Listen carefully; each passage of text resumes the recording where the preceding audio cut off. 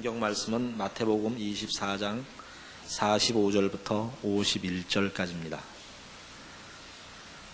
마태복음 24장 45절부터 51절까지입니다.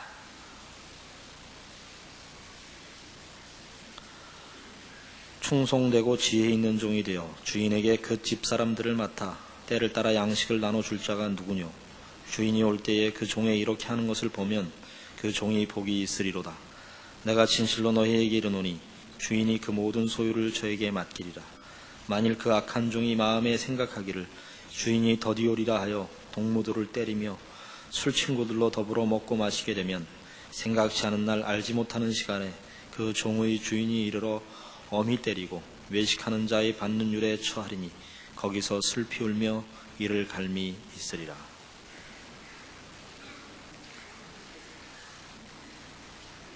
마태복음 24장의 내용은 예루살렘의 멸망과 역사의 종말에 관한 예수님의 예언의 말씀이었습니다.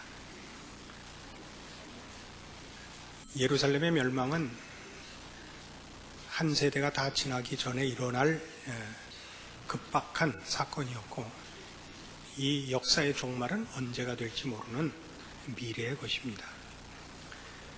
이 예언의 초점은 그 시간을 알리는 데 있지 않고 마침내 오고야 말 역사의 종말, 그리고 영원한 나라의 시작을 위하여 우리가 어떻게 준비하고 있어야 하는가 하는 것이 그 초점이었습니다. 그래서 44절에 있는 바와 같이 이러므로 너희도 예비하고 있으라. 생각지 않은 때 인자가 오리라. 이 준비하고 있어야 되는 것, 깨어 있어야 되는 것이 종말을 준비하는 성도들의 가장 중요한 자세고, 그리고 어떻게 준비하고 있어야 되느냐가 오늘 본문을 포함하여 25장까지 비유들로 설명되어 있는 것입니다. 우리는 이 종말이 시간을 기다리는 정도가 아니라는 걸 기억하고 있어야 됩니다. 왜냐하면 오늘 본문이 그 기다림이 충성되고 지혜 있는 종이 되어 기다려야 하고 악한 종으로 있으면 안 된다라고 설명하는 데서 분명한 답을 찾을 수 있기 때문입니다. 45절을 다시 보시면 충성되고 지혜 있는 종이 되어 주인에게 그 집 사람들을 맡아 때를 따라 양식을 나눠줄 자가 누구뇨? 이것이 종말을 기다리는 자세입니다. 시간을 보내어 종말의 때를 시간적으로 기다리는 것이 아니라 종말을 적극적으로 기다리는 것이죠. 거듭 강조해야 되는 문제입니다만, 종말은 시간이 끝나는 것이 아니고 주님께서 설명하신 대로 복음이 모든 민족에게 전파되는 것을 그 목적으로 삼고 있기 때문입니다. 그래서 종말을 기다린다는 것은 시간을 기다리는 것이 아니고 그때까지 이 종말을 결실시키는 복음의 전파, 하나님의 백성된 내용을 채우는 것이 책임으로 맡겨져 있고, 그런 차원에서 우리는 청지기로서의 직분을 감당해야 됩니다. 그래서 이 청지기의 역할이 뭐냐? 쉽게 생각하면 때를 따라 양식을 집사람들에게 나눠주는 것입니다. 그러나 그 뜻을 제대로 이해하려면 그 반대의 경우 악한 종의 형편을 봐야 됩니다.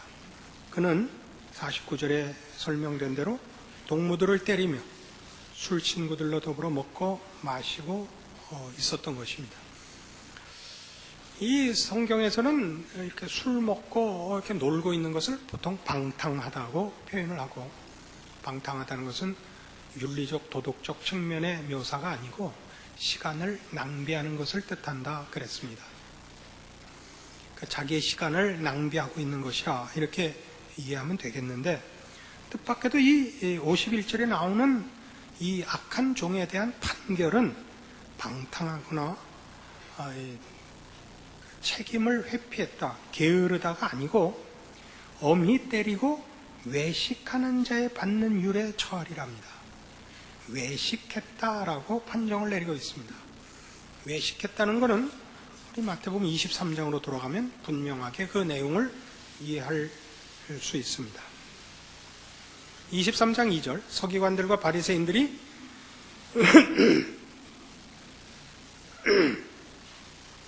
모세의 자리에 앉았으니 그러므로 무엇이든지 저희의 말하는 바는 행하고 지키되 저희의 하는 행위는 본받지 말라. 저희는 말만 하고 행치 아니하며 또 무거운 짐을 묶고 사람의 어깨에 지우되 자기는 이것을 한 손가락으로도 움직이려 하지 아니한다 이겁니다.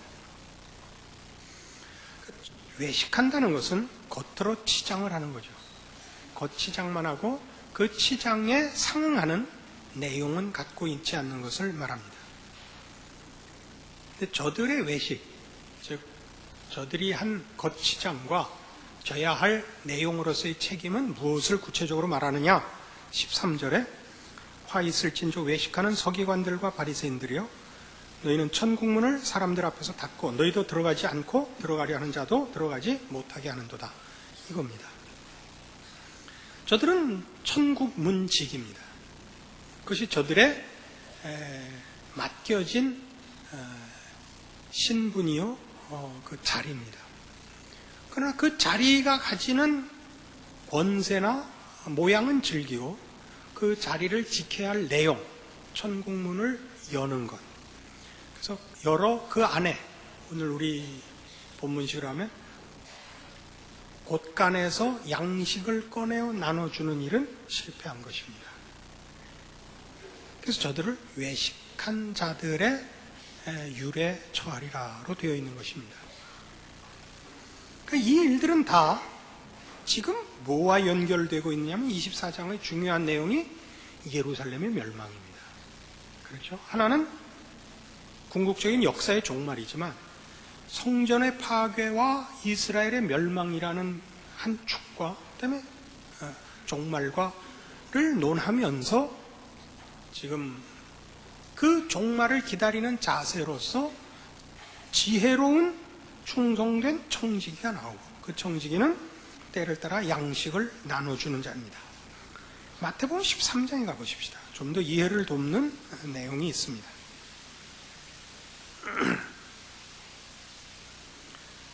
마태복음 13장은 모두 천국 비유입니다.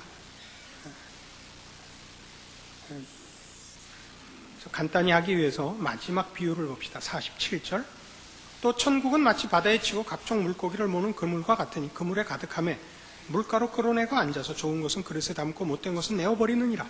세상 끝에도 이러하리라. 천사들이 와서 의인 중에서 악인을 갈라내어 풀무불에 던져 넣으리니 거기서 울며 이를 갈미 있으리라.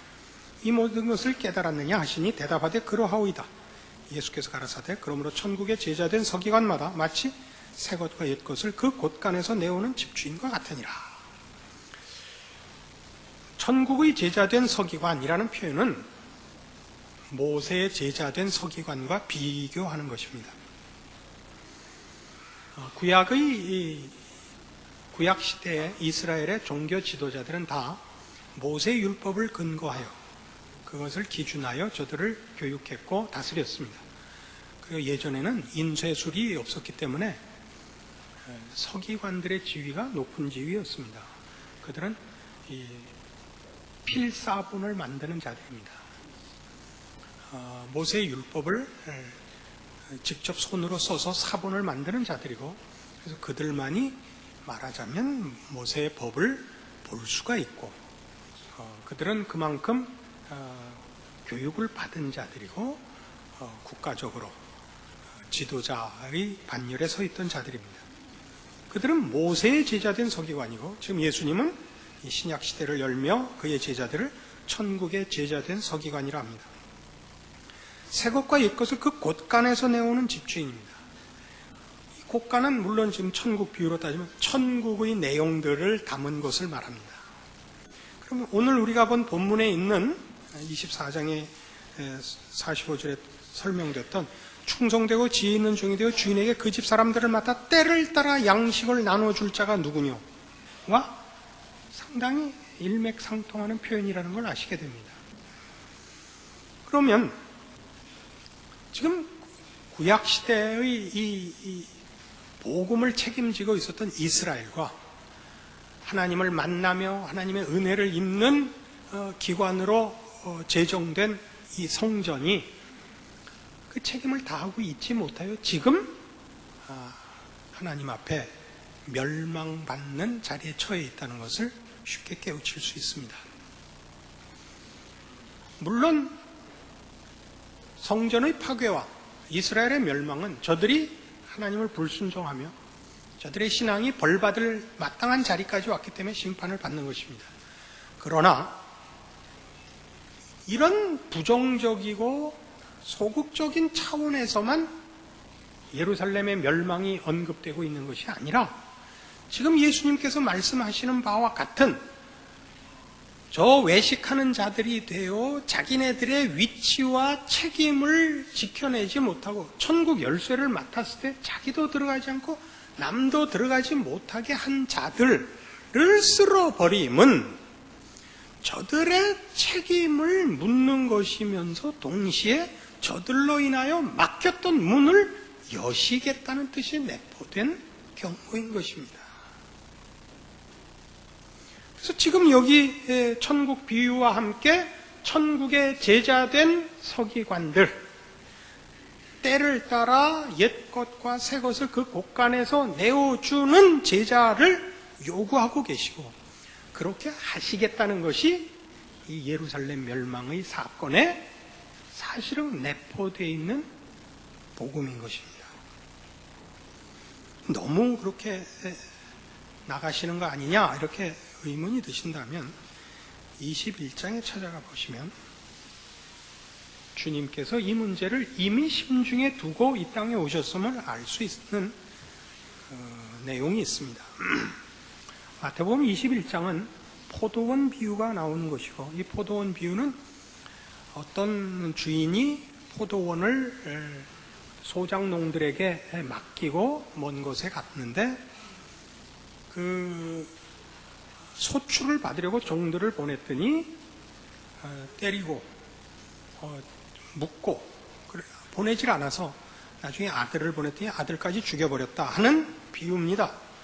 이스라엘의 그 청직이 된 제사장 직무에 관한 비유죠. 39절 이에 잡아 포도원 밖에 내어 쫓아 죽였느니라. 그러면 포도원 주인이 올 때 이 농부들을 어떻게 하겠느냐? 저희가 말하되 이 악한 자들을 진멸하고 포도원은 제때 실과를 바칠 만한 다른 농부들에게 새로 줄지니이다. 이거죠. 이 악한 자들을 진멸하고죠. 그래서 진멸하는 것이 지금 이스라엘의 멸망입니다. 성전의 파괴입니다. 그러나 그렇다고 해서 뭘 없애는 건 아니죠. 포도원을 없애지는 않죠. 포도원 농사를 포기하지도 않죠. 어떻게 하기로 해요? 제때에 실과를 바칠 만한 다른 농부들에게 새로 줄지니이다. 예수께서 가라사대 너희가 성경에 건축자들의 버린 돌이 모퉁이의 머릿돌이 되었나니 이것은 주로 말미암아 된 것이요 우리 눈에 기이하도다 함을 읽어본 일이 없느냐. 그러므로 내가 너희에게 이르노니 하나님의 나라를 너희는 빼앗기고 그 나라에 열매 맺는 백성이 받으리라. 지금 예루살렘의 멸망, 성전의 파괴는 그것으로 끝이 나는 것이 아니라 그렇게 함으로 제때의 실과를 바칠 농부를 찾는 일이며 이렇게 함으로써 천국문을 제대로 열게 하여 그 곳간에서 양식을 내어올 수 있게 하는 것으로서 예루살렘 멸망은 언급되고 있는 것이다 이겁니다. 이런 일들은 사실은 기독교 신앙에 있어서는 가장 근간을 이루는 사상입니다. 우리 보통 자연인이 가지는 종교심이라는 것은 초월자에게 무언가 얻어내려면 거기에 상응하는 대가를 지불해야 된다고들 보통 믿고 있습니다. 우리는 이것을 해주면 이러이러한 것을 갚겠습니다 라고 얘기를 하고 또는 그렇게 해서 뭐라 그럴까요? 그 결과를 본 어떤 내용이 그 후에 그 조건을 어기면 다시 취소되는 그런 법칙들을 우리는 본능적으로 알고 있습니다. 기독교는 그렇지 않습니다. 기독교의 핵심은 뭐냐면 우리의 못난 것과 생각과 상관없이 하나님께서 그의 능력과 은혜로 개입하신다는 것입니다. 이걸 여러분이 아무래도 좋다라고 이해할까봐 설명하기가 참 어려운데요. 그러니까 올해 나오세요, 교회. 그러면 나중에 다 설명해 드릴게요. 우리는 로마서에서 뭘 배웠었냐면 이스라엘은 원래 하나님의 제사장 나라로 부름을 받았습니다. 그들은 다른 민족보다 잘나서 선택된 것도 아니요. 그들이 우월해서 또는 그들만 선택된 것이 아니라 모든 족속을 부르시기 위하여 먼저 부른 사환입니다. 종입니다. 제사장입니다. 그러나 저들은 제사장 임무를 실패했습니다. 저들은 이 신앙을 넘겨주는 일을 실패한 정도가 아니라 본인들의 신앙을 지키는 것도 실패했습니다. 그러나 로마서에 의하면 그렇다고 해서 이방이 구원을 못 받았느냐 이겁니다. 이스라엘의 실패로 이방은 오히려 구원을 받았고 이방이 구원을 받은 것이 이스라엘로 말미암지 않고 이스라엘의 실패에도 불구하고 된 것이라면 방법에 의한 것이 아니고 은혜로 인한 것인데 그렇다면 방법 없이 이방이 구원을 얻을 수 있었다면 원래 먼저 불렀던 이스라엘이 실패했다고 해서 그걸 꼬투리 삼아서 그냥 내버려 두시겠느냐? 그럴 리 없다. 이게 사도 바울의 논리였어요. 그래서 결국 이스라엘은 구원을 얻을 것입니다. 그러면서 뭐라고 얘기하냐면 깊도다 하나님의 지혜와 생각의 기묘함이요라고 그 로마서 11장을 마치고 있습니다. 오늘 우리가 보는 것도 마찬가지입니다. 성전이 그 기능을 못하고 이스라엘이 자기 책임을 못하고 있어서 천국문을 저들이 막고 있어서 천국 안으로 남이 들어가지도 못합니다. 왜? 저들이 천국문을 열고 그 곳간 안에서 하늘에 속한 것들로 저들이 배불리지도 못하며 남들에게 나눠주지도 못하고 있기 때문입니다. 그래서 저들을 벌합니다. 그러면 그들을 벌함으로써 천국문을 닫습니까? 않죠. 저들을 벌하는 것은 문을 열기 위함입니다. 하나님은 그렇게 일하시죠. 우리의 신앙 속에서 우리가 소원하는 것과 우리가 요구하는 것에 우리는 마음속으로 어떤 조건을 달곤 합니다. 이렇게만 해주시면 이렇게 저렇게 신앙생활을 열심히 하겠습니다. 그래서 그 보상을 받았다 칩시다. 만족해하고 감사해야 합니다. 그러다 어느 날 자기가 신자다운 생활을 영위하지 못하거나 실패하면 갑자기 하나님도 외면할 것 같은 생각이 듭니다. 그렇지 않습니다. 하나님은 그렇게 안 하십니다. 여러분이 여러분에게 실망하고 여러분이 여러분을 절망하고 여러분이 여러분을 포기해도 하나님은 그러시지 않습니다. 하나님이 하시려고 하는 것은 여러분을 어떻게 해서든지 하나님의 백성의 영광의 자리에 세우려고 하시는 오직 하나의 뜻만 있고 그 뜻을 관철시킬 뿐입니다. 그러면 내가 잘못하면 어떻게 하죠? 벌하시죠. 그러나 그 벌하는 것은 포기하시지 않는 증거입니다. 포기하시면 벌을 안 하십니다. 예수 믿으면 왜 고달프죠? 포기하시지 않기 때문입니다. 저 안 믿는 왼수들은 왜 편안하죠? 포기해서 그렇습니다. 그게 오늘 우리가 살피는 이 내용이죠. 예수님께서 친히 이렇게 말씀하셨던 거 기억나요? 성전을 홀라 내가 사흘 만에 다시 지으리라. 성전된 예수 그리스도 자신을 일컬음이라 성경이 증언하고 있습니다. 이제 성전과 제사제도나 이스라엘 백성으로 인하여 방해받던 천국 곳간에 있는 모든 양식들이 보급되는 일이 차단된 것을 이제 제대로 하기 위해 어떻게 했다고요? 성전을 부시고 이스라엘을 멸망시키고 거기 교회를 세우시는 겁니다. 이제 교회는 구약의 성전이나 이스라엘 백성이 맡았던 일을 대신 맡는 기관이 됐습니다. 그리하여 천국 곳간의 모든 양식들이 집안 식구들에게 골고루 제때에 공급될 것입니다. 이 일은 실패하지 않을 것입니다. 왜요?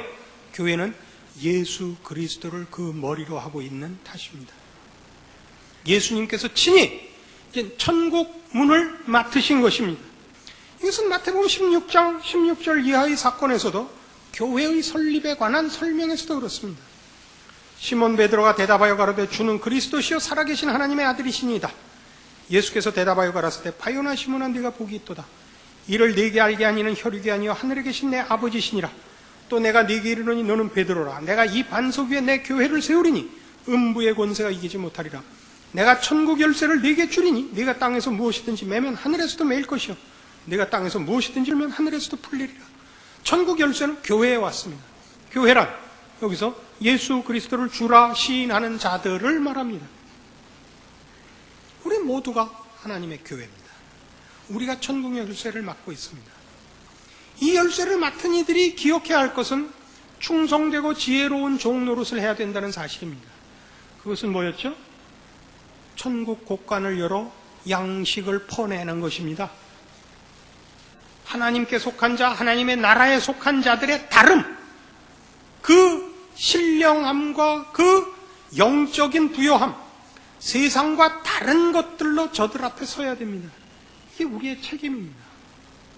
그래서 오늘날 우리 한국 교회의 신앙의 그 내용을 보자면 가장 지금 취약한 부분이 이 교회론입니다.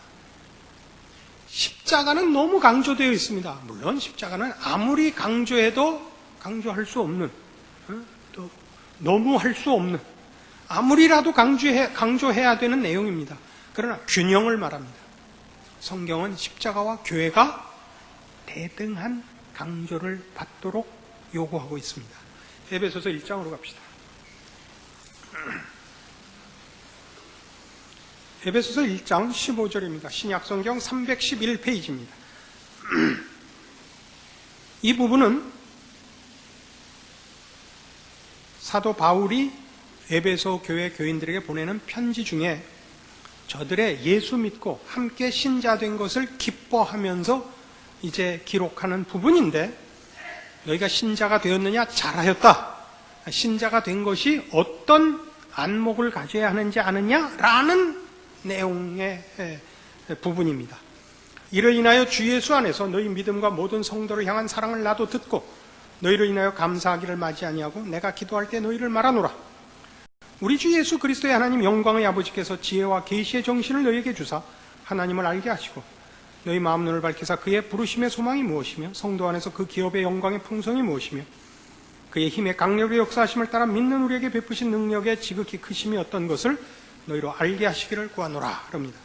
자, 너희가 예수를 믿어 하나님의 자녀가 됐다는 소식을 들었다. 잘하였다. 잘하였다. 너희가 하나님의 자녀가 되었다.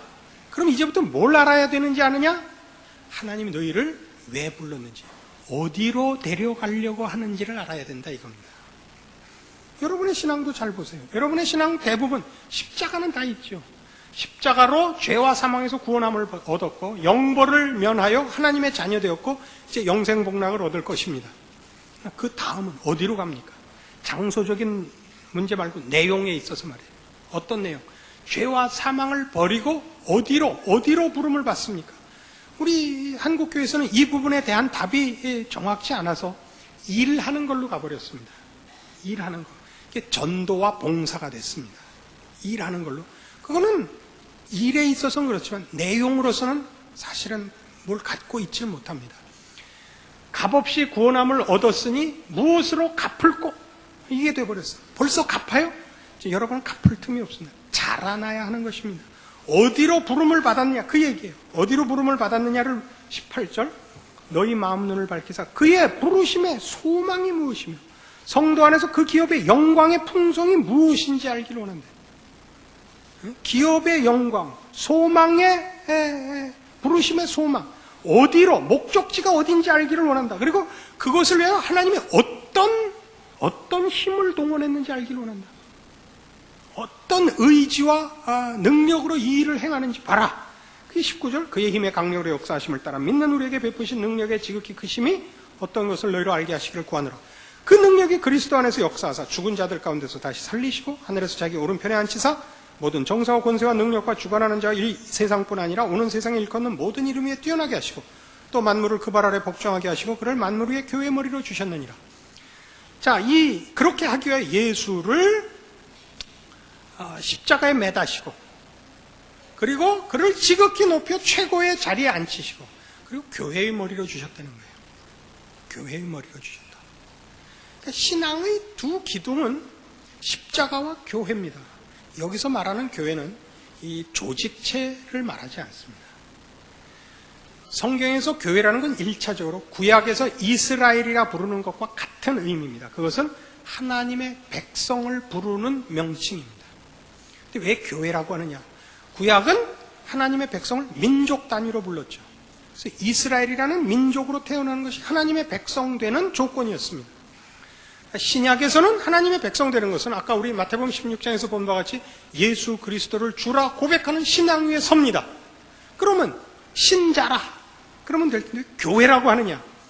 하나님을 아버지라 부르며 예수 그리스도를 주라 신하여 하나님의 백성이 된 자는 예외 없이 예수 그리스도를 머리로 하는 그의 몸으로 연합시키기 때문입니다.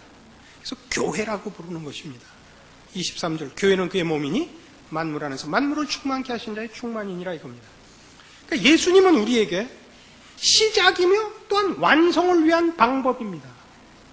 우리를 죄와 사망에서 꺼내기 위하여 십자가를 지셨을 뿐만 아니라 우리를 그 기업의 영광의 풍성으로 완성시키기 위하여 우리의 머리가 되셨습니다.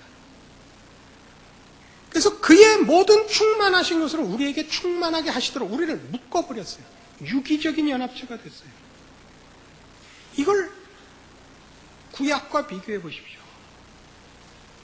이스라엘이라는 민족과 성전으로 행하시던 일을 이제 하나님께서 그리스도 예수로 말미암아 우리를 묶으사 실패할 수 없는 하나님의 백성의 부르심의 부요한 경지에 가도록 어떻게 잘 묶으셨는가를 비교하시란 말이죠. 그러니까 이 성전의 파괴나 예루살렘의 멸망은 다만 부정적인 형벌이 아니라 긍정적이고 적극적인 하나님의 약속을 이루시기 위한 하나님의 개입이요 친히 개입하신 그의 편팔인 것입니다. 이것이 예루살렘 멸망의 진정한 의의입니다. 그리고 종말을 바라보는 모든 성도들이 가져야 하는 자세입니다. 종말은 아까도 얘기한 바와 같이 다만 역사가 끝나는 것이 아니요 하나님 나라의 완성이 이루어지는 것입니다. 그걸 위하여 우리를 그리스도의 몸으로 묶으셨습니다. 그래서 에베소서 3장에 가시면 14절 이하에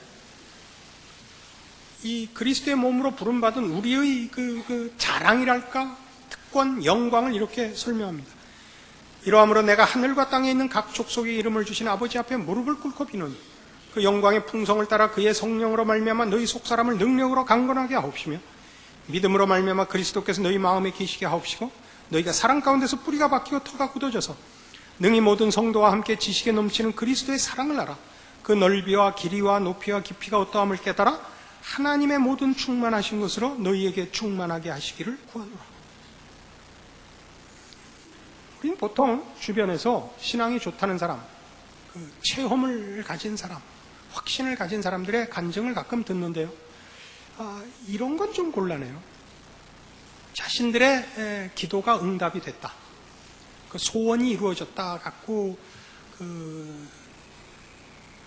가장 큰 신앙의 확인을 갖고 있으면 안 됩니다. 여러분들이 소원하고 여러분들이 기대하는 건 여러분의 생각의 범주를 벗어나지 못합니다. 기독교의 기독교된 복은 우리가 가려는 것과 우리에게 채워지려고 하는 것이 우리의 생각을 훨씬 뛰어넘는 하나님의 뜻과 계획 속에 있다는 사실입니다. 그래서 신앙이 좋다는 건 뭐냐? 하나님을 아는 것입니다. 하나님을 아는 것만큼 신앙이 좋습니다. 우리는 자꾸 우리의 소원이 얼마나 이루어졌느냐로 자꾸 점검을 합니다. 여러분의 소원 이래봤자 뭐 반한 거 아니에요. 그거 안 해요. 그거 말도 하기 싫은 거. 응? 병 낳고 출세하고 돈벼락 맞는 거. 그건 말이에요. 란 말이에요. 그 넓이와 길이와 높이와 깊이가 어떠함을 깨달아 하나님의 모든 충만하신 것으로 너희에게 충만하게 하시기를 구하노라. 그걸 위하여 우리를 그리스도와 묶었다 이거예요. 그래서 그 다음 표현 보시면 우리 가운데서 역사하시는 능력대로 우리의 온갖 구하는 것이나 생각하는 것에 더 넘치도록 능히 하실 이에게 교회 안에서와 이런 표현합니다. 교회 안에서와 그리스도 예수 안에서 영광이 대대로 영원 무궁하기를 원하노라. 아멘. 나온단 말이에요. 왜 교회 안에서 그래요? 그리스도가 묶여 있으니까. 그리스도 예수 안에 있는 모든 충만한 것이 우리의 것이 되도록 묶어 놓으신 거예요. 이게 기독교 신앙의 정수예요. 우리의 자랑이에요. 그리고 충만한 것이 우리의 목표예요. 그렇게 될 수밖에 없어요. 성전을 파괴하신 것이 다만 형벌이 아닌 것처럼, 심판이 아닌 것처럼, 천국문을 막고 선 문지기가 자기 역할을 하면서 문지기를 바꿔치는 안에서 문은 열자고 바꿔친 거라니까요. 그럼 역사의 종말, 세상의 종말이란 어디로 가느냐? 그 문을 열어 그 안에 것을 다 주는 것이 종말이지. 이제 더 이상은 문 닫는다가 종말의 적극적인 의미는 아니란 말이에요. 그걸 위해 우리가 부름을 받고 있어요. 그러니까 우리가 바라는 종말이나 신자된 현실이란 건 뭐냐? 이 종말을 향하여 우리가 청지기로 부름을 받고 있죠. 천국의 제자된 서기관으로 천국 곳간의 열쇠를 갖고 있는 거죠, 우리가. 이건 신나는 일이죠. 이 일들을 못해요. 그래서 예수 그리스도를 머리로 한 그의 몸으로 부름받은 교회의 비밀, 그 교회의 충만, 교회의 그 특권을 아신다면 여러분은 신앙생활을 교회와 연결을 하셔야 돼요. 물론 지금 이 교회는 아까도 얘기한 바와 같이 영적인 교회, 보이지 않는 교회, 그리스도의 연합을 말합니다. 그러나 이걸 효율적으로 하기 위하여 우리는 조직교회를 만든 것입니다. 이 조직교회라는 것은 다만 일을 하자는 교회가 아니라 이런 그리스도의 몸으로 부름받은 성도들의 유기적 연합과 훈련을 위하여 우리가 인간이기 때문에 보이는 조직을 만든 것입니다. 무슨 유익이 있죠? 보이는 교회가? 여러분 여기 나오시면 성도들 간의 교제가 생깁니다. 시중에 떠도는 말 중에 교회는 깊이 들어가면 손해다 하는 소문이 있는데 어떤 사탄이 사탄 한 말이니까 사탄이 뿌리고 간 루머입니다. 가끔 이런 학생들이 있죠. 여러분 자녀 중에도 혹시 있을까 걱정이 되는데요. 학교에 보냈더니 쓸데없는 공부도 많이 시키더라. 뭐 체육 시간도 있고 음악 시간도 있고 미술 시간도 있더라. 그래서 자퇴시켜갖고 학원 보내고 개인 교수 시켜서 검정고시 봐갖고 대학 보낸다. 그건 넌센스예요. 왜냐하면 학교라는 거는 지식만 전수받는 것이 아니라 자기 또래 애들과 어울려서 사람이 비로소 여러 가지를 배우는 곳이기 때문에 그렇습니다. 교회의 가장 큰 유익이 뭔지 아십니까? 성도들이 여기 와서 얽히는 겁니다. 여러분 골치 아픈 일이 더 많이 생기겠죠. 거기에서 큽니다. 여기서 성질 부릴 수는 없으니까. 언제 참아보겠어요? 그러니까 여러분 지금 신앙생활을 어떻게 하느냐 하면 얄밉게 하죠. 최소한의 면책 정도만 합니다. 예배 오고 헌금하고 토끼는 거죠. 이건 안 됩니다. 이건 절대 안 돼요. 개입하셔야 돼요. 교회라는 원래의 뜻을 기독교 2000년 역사 동안에 어떻게 그 의를 만들어냈느냐면 커뮤니오 상토룸이라 그래요. 커뮤니티 오브 세인츠입니다. 성도들의 공동체입니다. 여기서 말하는 공동체는 말하자면 일을 위한 미션 캠프가 아니라 하나님께 속한 백성들의 집합체입니다. 그럼 뭐가 맨 먼저 일어나죠? 지지고 볶는 일이 일어나는 것입니다. 교회를 무슨 일을 위한 기능적인 집단으로 파악하지 마시고 지지고 볶는 집단이라는 걸 이해하셔야 됩니다. 형제가 많은 집에서 큰 애하고 외아들 외딸로 큰 애하고 다르죠. 그 의미를 여러분이 금방 아시지 않습니까? 그 훈련 받으셔야 됩니다. 그때 여러분은 크십니다. 하나님의 것들을 그때야 채우실 수 있습니다. 여러분 좋은 것만 하셔가지고는 여러분은 하나님의 사람으로 클 기회를 놓칩니다. 이게 성경이 우리한테 하는 얘기입니다. 이 하나님의 모든 충만하신 것으로 우리에게 충만케 하기 위하여 교회를 세웠다는 거죠. 교회 안에서와 그리스도 예수 안에서 영광이 대대로 영원 무궁하기를 원하노라. 아멘이 되는 겁니다. 하나님은 실패하시지 않습니다. 하나님은 그 약속한 것을 포기하시지 않습니다. 그걸 우리에게 이루기 위하여 더욱 더 능력으로 열심으로 찾아오십니다. 이스라엘 백성의 실패를 교훈 삼아서 여러분들은 실패하시면 안 됩니다. 이스라엘 백성이 성전밖에 가지지 못했다면 우리는 예수 그리스도를 가지고 있습니다. 이제 우리는 핑계댈 수 없습니다. 그리고 이 일들은 우리의 자랑입니다. 신자된 자랑입니다. 신자의 자랑이 뭔지 아십니까? 예수 믿는 감격을 누리는 것입니다. 예수 믿는 게 이렇게 어쩔 수 없이 내는 보험료 같이 돼 있으면 안 됩니다. 여러분의 신앙의 현실을 점검하셔서 여러분의 신자된 현실이 재미없고 소극적이라면 그럼 여러분의 잘못이지 하나님 잘못은 아닙니다. 등불을 켜서 돛박 안에 감추는 자가 없듯이 소금을 만들어서 모래같이 버리는 자가 없듯이 하나님의 백성된 자가 자기 역할을 못하는 것은 그 내용을 주신 하나님이 실패하는 일이 있어서가 아니라 스스로의 위치를 확인하고 쓰지 못하는 믿음 없는 신자들의 잘못 때문인 것입니다. 아까 우리 본문에 뭐 하고 있었다 그랬죠? 악한 종은 친구들 불러다가 술 처먹고 놀았다 그럽니다. 술만 안 먹으면 된다 그런 뜻은 물론 아니겠죠. 여러분의 신자된 인생을 헛되이 보내지 말고 하나님의 나라를 맡은 문지기로서 천국 곳간에서 무엇을 꺼내 먹으며 나누고 있는가 점검하시는 이 말씀이 되기를 바랍니다. 기도하십시다. 하나님 아버지 은혜를 감사합니다. 우리 하나님께서 우리의 아버지 되시고 그 아들 예수 그리스도 안에서 우리를 구하시며 우리를 그 몸으로 묶으셨습니다. 우리는 그리스도의 모든 충만하신 것으로 충만하게 되어 있고 우리를 통하여 하나님의 모든 충만하신 것이 또한 영광을 받도록 부름을 받은 존재들입니다. 우리의 존재와 우리의 인생의 귀한 것과 우리를 부르시고 우리를 통하여 일하시되 실패하시지 않는 하나님의 능력과 사랑을 확인하였은즉 충성된 하나님의 종으로 우리의 인생을 바치고 신자된 기쁨을 우리 안에서 누리며 세상 앞에 자랑하는 우리의 평생이 되게 하여 주시옵소서.